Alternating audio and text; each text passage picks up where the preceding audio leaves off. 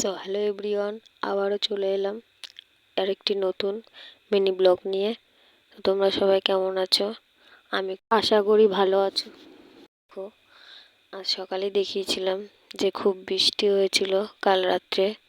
তো আমার কাজ বাজ হয়ে গেছে, আর এখানে আমি সবজি কেটে নিচ্ছি।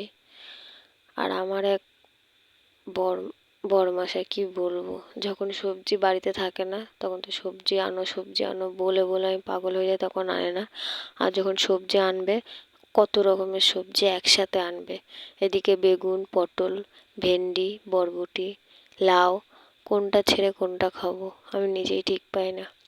তো আমি এখানে কেটে কুটে নিচ্ছি। লাউটা তো কেটে নিলাম, কাটার পর এখন আলুগুলো ছাড়িয়ে নিচ্ছি। আর তোমরা কে আর বাড়িতে মাত্র 4জন মানুষ, তো এত সবজি কি হবে বলো। আর ওরা যেহেতু আমার 2 ছেলে, ওদের ডাল হলে আর একটু ভাজাভুজি হলে খাওয়া হয়ে যায়। তো ওদের জন্য একটু বেগুন ভাজা করব। আর ওর বাবাও তাই।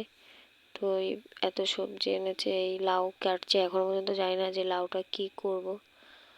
কেটে তো নিচ্ছি। আর এদিকে আমার ছেলে কার গাছ থেকে লিচু পেড়ে এনেছে জানি না, লিচুগুলো এখন অনেকটাই ছোট। আর কি টক, প্রচণ্ড টক, বলার মতন না। আম যেরকম খেতে টক হয় ঠিক সেরকমই টক, তাও তো খেয়ে নিলাম। আর এদিকে লাউটা কেটে নিচ্ছি। আর বাইরে যেহেতু বর্ষা হচ্ছে, আর বর্ষার সময় জানোই তো সবজি থাকে না, নষ্ট হয়ে যায়। তো এত সবজি, আজকে তো লাউটা করছি, আর বরবটিটা চচ্চড়ি করব, আর বেগুন ভাজা করব। তো তো আমার এখনও স্নান হয়নি, আমার এখনও স্নান করে পুজো দেওয়া বাকি।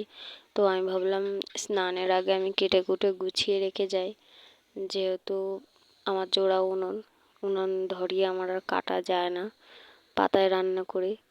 তো উনুন ধরিয়ে কাটাকুটি করতে গেলে খুবই অসুবিধা হয়।